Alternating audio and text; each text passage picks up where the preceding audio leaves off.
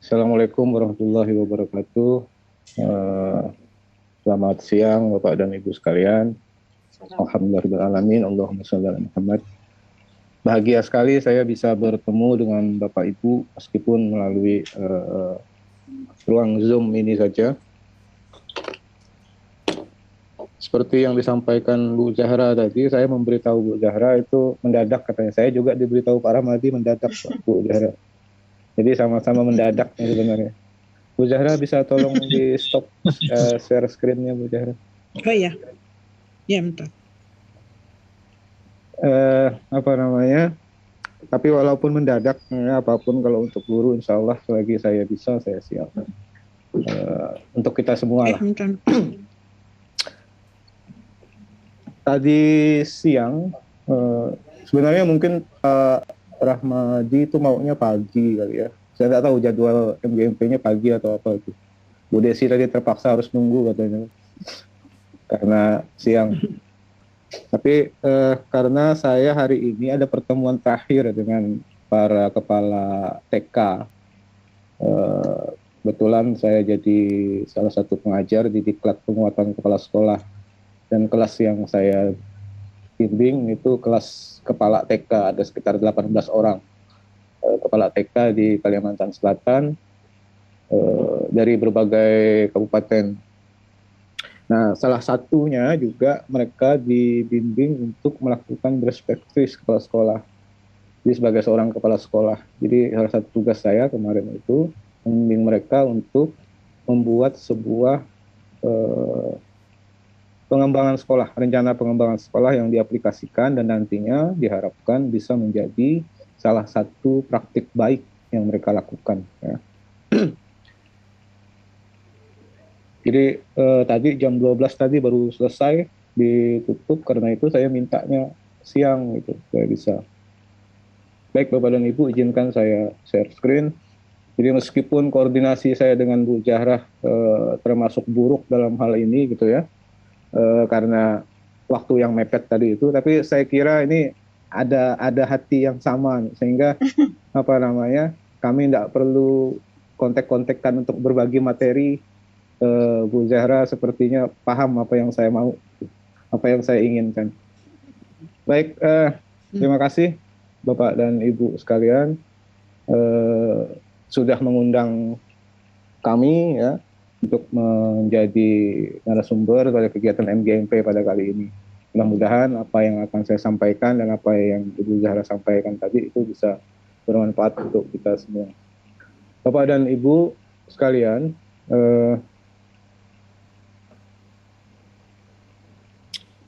kalau kita berbicara tentang praktik baik pembelajaran, itu kan berarti sesuatu ini, apalagi kalau disebut terbaik tadi ya, artinya praktik-praktik ini tidak hanya dilakukan sekali. Jadi yang terbaik yang pernah kita lakukan itu yang kita ambil. Terbaik menurut siapa? Terbaik menurut kita sendiri, bukan terbaik menurut orang lain. Nah, apa praktik baik itu? Saya kira Bu Zahra tadi sudah menyampaikan juga. Ya, pengalaman guru dan warga sekolah dalam memecahkan masalah pembelajaran dengan cara terbaik, ya, cara terbaik berdasarkan prosedur tertentu yang dapat diulangi dan berhasil baik atau sukses. Nah, kalau kita melihat ini ya,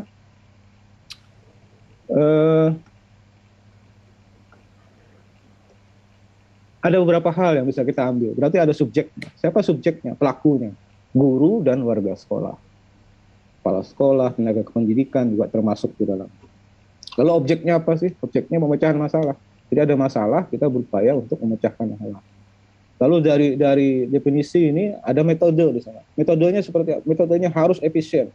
Nah, kan efisien itu kan dia cara apa namanya? Cara terbaik. Berarti harus efisien. Kalau perlu menggunakan sumber daya seminimal mungkin atau upaya sekecil mungkin, tapi hasilnya baik, sukses. Gitu. Jadi dia efisien, dia efektif, dia berhasil dengan baik memecahkan masalah itu. Dia dapat diulang. Kenapa harus dapat diulang? Supaya kalau orang lain melakukan kegiatan yang sama, maka dia akan mendapatkan hasil yang sama. Jadi harus bisa diulang atau harus bisa apa namanya, diulang, maksudnya diulang di tempat lain, gitu ya, repeat, apa namanya istilahnya, ya diulang di tempat lain, gitu, lupa saya istilahnya. Bukan repeated, kalau repeated itu diulang di tempat kita sendiri. Dia harus bisa diulangi oleh orang lain di tempat yang berbeda sehingga mendapatkan hasil yang sama seperti yang pernah dilakukan, yang kita lakukan. Nah, di sanalah pentingnya, apa namanya, di karakter dapat diulang dalam metodenya itu. Itulah pentingnya kenapa kita harus berbagi praktik baik di antara sesama guru supaya bisa diulangi, dipraktikkan di tempat lain sesuatu yang baik. Jadi sesuatu yang baik harus disebarkan, kan? Sorry. Sekarang alur penyusunannya seperti apa sih? Pertama, melakukan identifikasi masalah pembelajaran. Lalu yang kedua, setelah ketemu masalahnya, kita harus menemukan ide pemecahan masalahnya seperti apa. Lalu kemudian dari sana kita rancang solusinya seperti apa, merancang solusinya. Jadi setelah ketemu ide solusinya, rancang solusinya seperti apa. Lalu laksanakan solusinya. Harapannya apa? Setelah itu ada peningkatan kualitas pembelajaran. Nah, dan ujungnya adalah siswa kita bahagia. Jadi student well-being, tujuan akhirnya siswa kita harus bahagia pada akhirnya. Jadi apapun yang kita lakukan di sekolah haruslah semuanya berorientasi kepada siswa. Jadi tidak ada suatu kebijakan, suatu tindakan yang kita lakukan itu hanya untuk diri kita sendiri, tapi untuk siswa kita, apapun ya, kebijakan sekolah, tindakan yang dilakukan oleh guru, semua itu harus diorientasikan pada student well-being, kebahagiaan siswa. Artinya siswa merasa nyaman, siswa merasa aman di sekolah, siswa merasa senang di sekolah, dan seterusnya.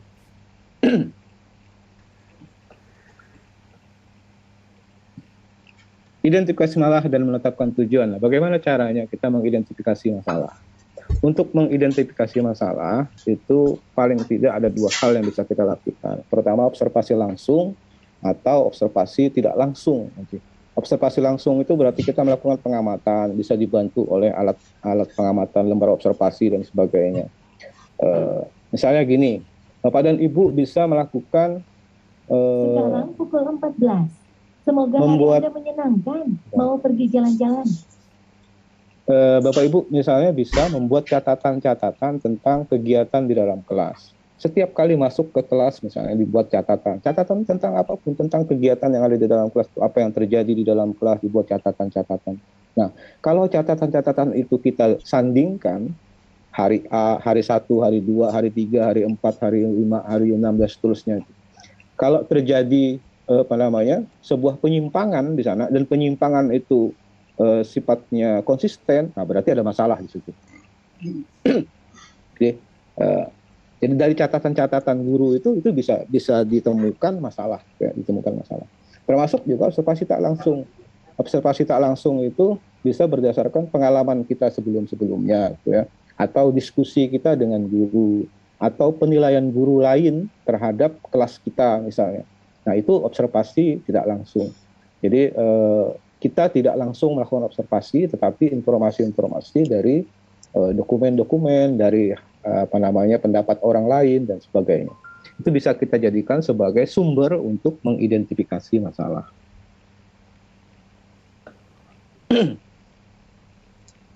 Nah, harapannya setelah mengidentifikasi masalah, tentu kita punya banyak masalah di situ. Nanti ada masalah 1, masalah 2, masalah 3, masalah 4, dan seterusnya. Dari beberapa masalah itu kita harus menentukan satu masalah atau beberapa masalah yang dapat diselesaikan secara simultan.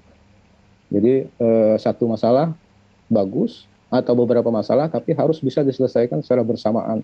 Nah, kalau misalnya tidak bisa diselesaikan secara bersamaan, maka biarkanlah itu diselesaikan secara di lain waktu. Ya. Jadi kita harus menentukan mana yang paling urgent di antara masalah-masalah itu. Ini salah satu contoh ya. Nah, saya sengaja membuat lebih praktis gitu. Saya bersertakan contoh-contohnya dalam format tabel-tabel yang bisa Bapak Ibu ikuti langkah-langkahnya.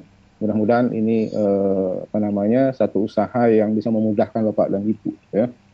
Nah, misalnya gini, buat tabel semacam ini ya. tabel semacam ini, lalu kemudian di kolom deskripsi ini hasil observasi. Hasil observasi ini deskripsikan di sini. Apa hasil observasi langsung yang Bapak Ibu lakukan, deskripsikan di situ. Kemudian apa hasil observasi tak langsung yang diperoleh. Ya. Nah dari sini itu kita bisa nanti mengidentifikasi masalah apa kira-kira yang ada di situ. Jadi dari hasil observasi tadi itu ada masalah 1, masalah 2, masalah 3. Kemudian tetapkan masalah utamanya apa. Pilih satu masalah atau beberapa masalah yang mungkin dapat diselesaikan secara simultan, paling urgent dan paling berdampak kepada siswa. Jadi pilih masalah yang paling berdampak pada siswa, paling urgent, dan bisa diselesaikan secara simultan. Nah ini salah satu contoh tabel yang bisa membantu kita dalam proses identifikasi masalah. Kemudian yang berikutnya, kita harus menemukan ide pemecahan masalah.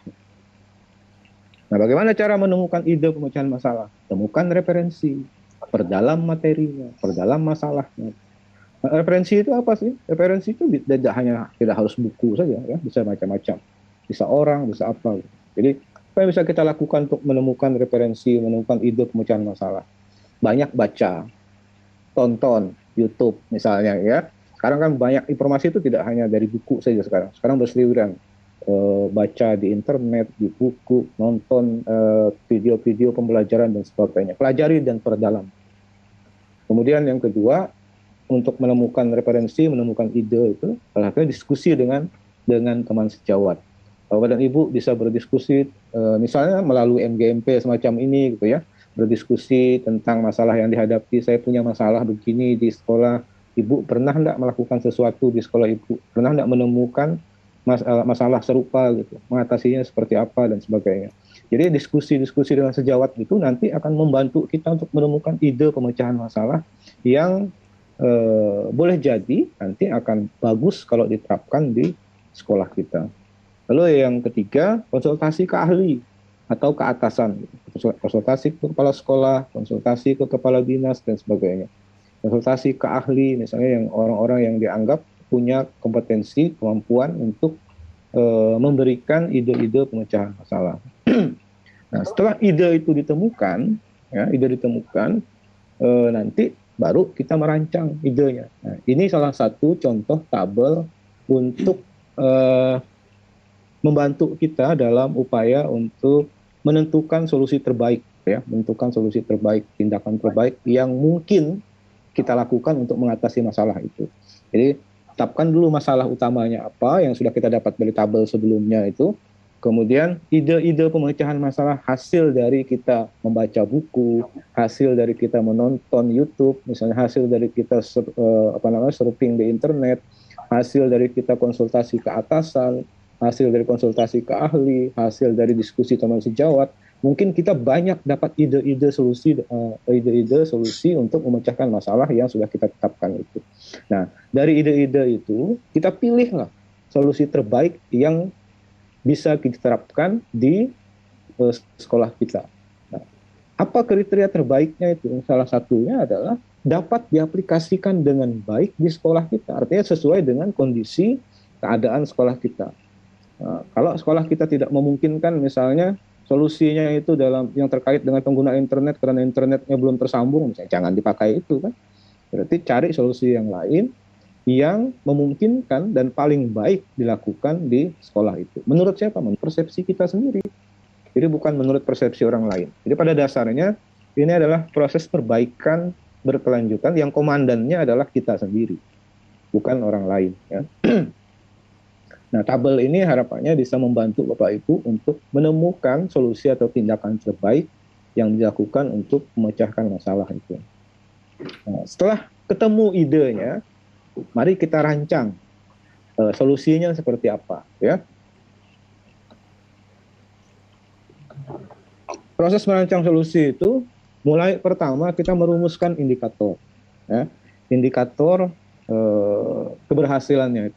Jadi setelah tadi ada tujuannya, kemudian ada rencana solusi ada ide solusinya, sekarang kita rancang solusinya. Pertama rumuskan indikator yang menunjukkan ketercapaian tujuan.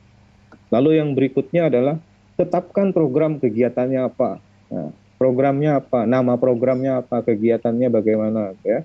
Lalu rancang prosedur dan jadwal kegiatannya, langkah-langkah pengerjaannya seperti apa. Kemudian rencanakan sumber daya yang akan terlibat siapa, apa aja, ya. Sumber daya manusianya, sumber daya barangnya, dan sebagainya. Jadi semua sumber dayanya diinventarisir. Apa saja yang kita perlukan untuk melaksanakan solusi itu. Lalu berikutnya adalah tetapkan student well-being-nya. Nah, student well-being, kebahagiaan itu diwujudkan dalam bentuk karakter-karakter. Misalnya ada karakter ingin tahu, karakter apa, macam-macam lah. Nah, kemudian yang terakhir, rancang instrumennya. Nah, setelah semuanya ini, instrumennya maksud ini instrumen untuk apa namanya, instrumen dalam rangka mengumpulkan data-datanya itu. Nah, setelah semuanya ini dilakukan, berarti kita siap untuk melaksanakan.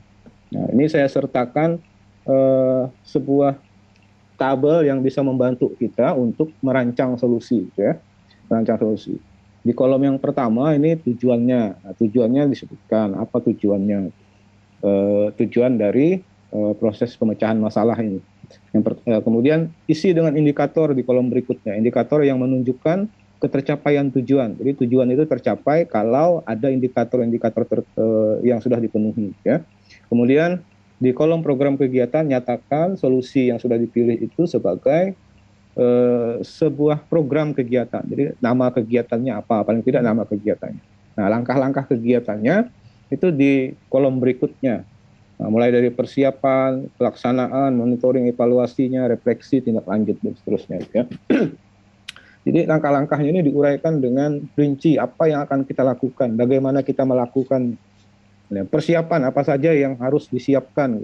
Misalnya mulai dari membentuk tim, misalnya kalau perlu tim, minta izin atasan, misalnya minta izin kepala sekolah, dan seterusnya, gitu ya. Jadi dituliskan secara rinci di sini supaya nanti pada saat kita membuat laporan itu akan mudah. Nah, jadi ini sebenarnya tujuan tabel-tabel ini bukan untuk menyulitkan, ini untuk memudahkan nantinya. Bapak Ibu, insya Allah nanti kalau sudah sampai di akhir akan ngeh bahwa ini memudahkan. Nah, lalu sumber dayanya, tuliskan sumber daya kalau perlu untuk setiap langkah-langkah yang ada ini. Kalau di persiapan sumber daya yang diperlukan apa aja. Kalau di pelaksanaan nanti sumber daya yang diperlukan apa saja. Pada saat monitoring sumber daya yang diperlukan apa saja, dan seterusnya. Nah, kemudian tetapkan tadi student well-being-nya. Jadi karakter-karakter yang menunjukkan kebahagiaan siswa itu ditetapkan di situ. Ada banyak karakter, ya, ada banyak karakter.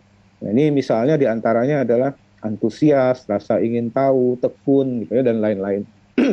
Jadi upayakan karakter-karakter ini yang terkait dengan masalah yang akan dipecahkan. Jadi jangan semua karakter dimasukkan di situ semua, enggak.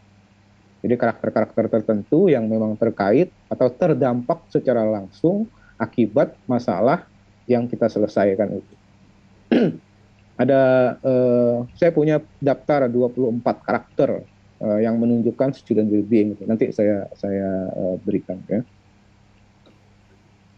Nah, kemudian ini contoh instrumen monitoring. Ya, salah satu contoh instrumen monitoring, apa gunanya ini? Untuk memonitor bahwa setiap langkah yang kita tetapkan itu terlaksana dengan baik.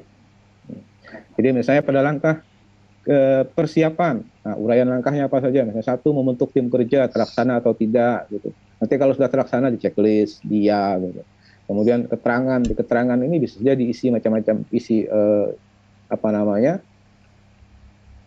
tindakan atau dokumen-dokumen misalnya yang terkait dengan keterlaksanaannya itu apa. Saya izin ke kepala sekolah, ada surat izinnya misalnya di situ, ya. Nah, jadi kita buat sesuai dengan langkah-langkah kegiatan yang sudah kita susun sebelumnya. Ini instrumen untuk monitoring keterlaksanaan kegiatan yang kita lakukan. Ini salah satu contoh saja, tidak harus seperti ini sebenarnya. Nah, ini contoh instrumen evaluasi hasil, ya. Nah, uraikan indikatornya di sini. Indikator keberhasilan yang sudah kita buat pada tabel sebelumnya, ya. Di tabel sebelumnya itu, nih saya ulang lagi tabel.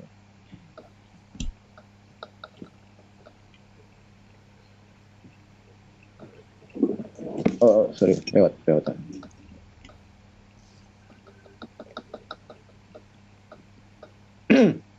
Cepat sekali.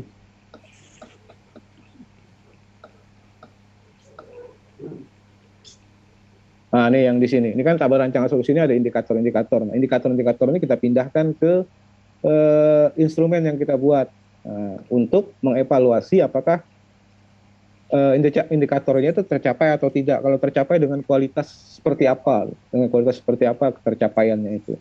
Nah, misalnya kita pakai skala 4, 1 itu misalnya kurang, 2 itu cukup gitu ya, 3 itu baik, nanti 4 itu sangat baik. Nah, ini diisi dengan indikatornya itu. Jadi indikatornya apa di sini, kemudian kita nilai apakah tercapai dengan sangat baik, dengan baik, atau dengan cukup, atau dengan kurang. Gitu. Nah, nanti dari sini kita bisa menetapkan apakah hasilnya itu sesuai dengan yang diharapkan atau tidak. Kalau kita punya kriteria hasilnya sangat baikkah, atau cukupkah, atau kurang.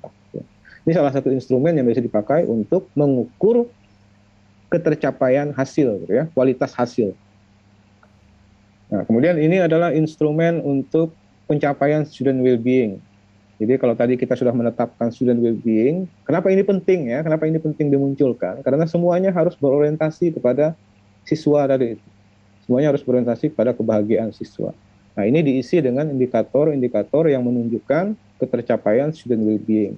Misalnya kalau yang ingin dicapai itu ingin tahu, rasa ingin tahu.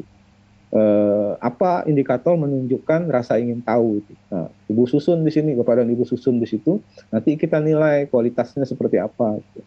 Berdasarkan penilaian kita sendiri, atau ini disebar dalam bentuk angket kepada siswa. Ya. Jadi siswa yang memberikan penilaian misalnya. Peserta didik kita yang memberikan penilaian. Apakah mereka merasa senang di sekolah, apakah mereka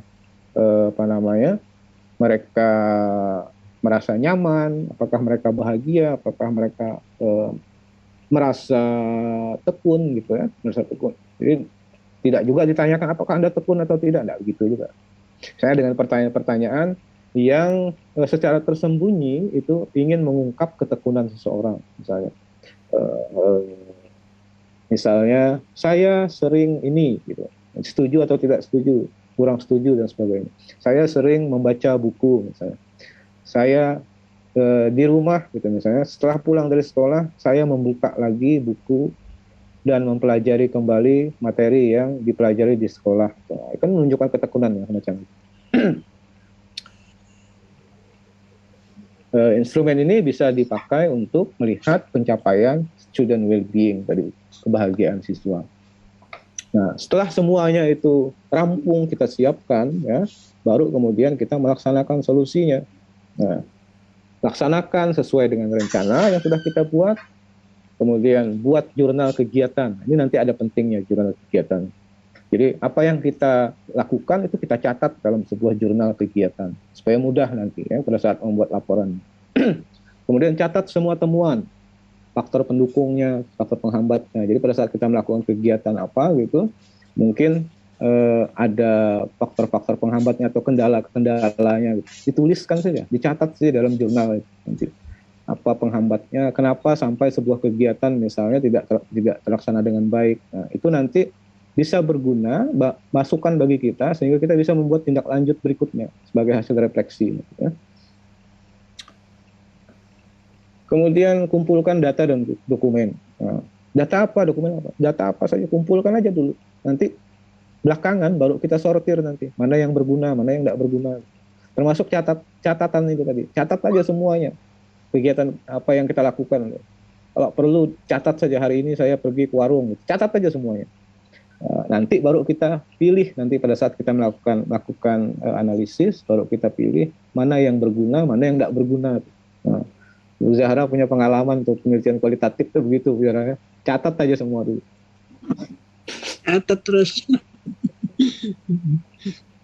Nah, kemudian lakukan monitoring dan evaluasi tadi itu, menggunakan salah satunya menggunakan instrumen yang kita rancang sebelumnya tadi itu. Jadi monitoring itu untuk memastikan bahwa semua kegiatan itu terlaksana dengan baik, ya. Kemudian evaluasi itu kita lakukan untuk menilai kualitas baik kualitas prosesnya maupun kualitas hasilnya. Kemudian lakukan analisis monep dan refleksi. Nah, nanti bagaimana cara melakukannya nanti kita bantu dengan tabel-tabel juga. Kemudian buat rekomendasi tindak lanjut. Nah, ini rekomendasi tindak lanjut ini salah satunya sumbernya adalah ada kendala. Kalau ada kendala, tindak lanjutnya seperti apa? Atau apa yang kita lakukan untuk mengatasi kendala itu pada saat pelaksanaan.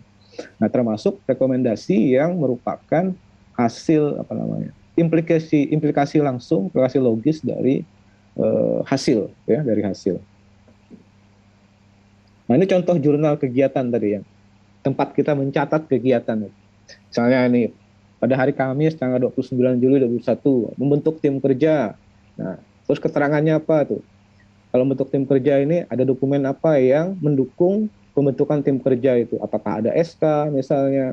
Jadi kumpulkan saja semua data yang terkumpul. Temuannya apa, faktor pendukungnya, faktor hambatnya, dan seterusnya. Nanti dicatat saja semuanya di sini dalam kolom keterangan. Nanti yang berikutnya misalnya izin ke kepala sekolah, apa penghambatnya, kepala sekolahnya ngalih benar misalnya. Minta izin aja ngalih benar tuh. Catat aja semuanya di situ. Kalau perlu nanti catatannya tunjukkan ke kepala sekolah kan, supaya tahu kalau sekolahnya bahwa kita ada keluhan tuh. Oke, jadi ini salah satu contoh catatan untuk jurnal kegiatan. Jadi tentunya kegiatan yang dimaksud di sini adalah kegiatan yang berhubungan dengan yang sudah kita rencanakan sebelumnya. Nah, kemudian ini adalah contoh tabel analisis hasil monep ya dan refleksi.